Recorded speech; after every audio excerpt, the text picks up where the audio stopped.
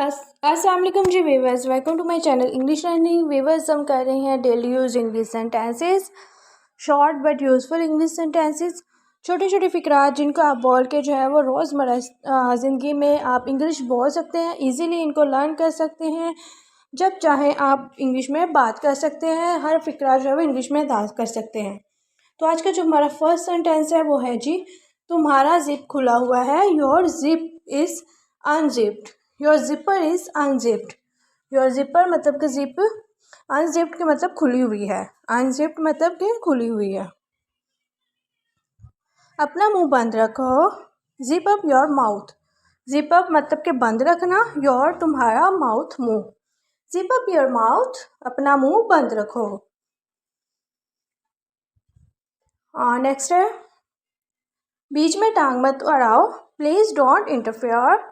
Please don't interfere. Interfere कहते हैं मुदाखलत करने को, टांग अड़ाने को। उसके बाद है,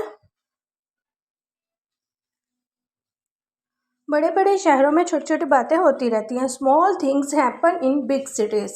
स्मॉल थिंग्स, छोटी चीज़ें, हैपन होती हैं इन बिग सिटीज़ मतलब के बड़े शहरों में।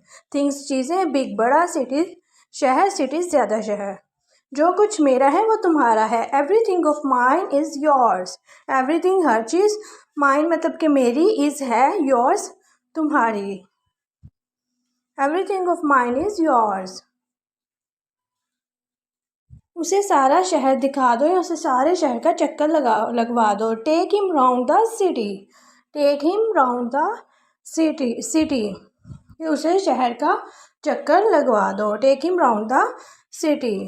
बच्चों को सोने दो या सुला दो। Put the children to sleep. Put the children to sleep. Put the children to sleep. उसके बाद है जी, मेहरबानी फरमाकर मुझे ये खत सुना दे।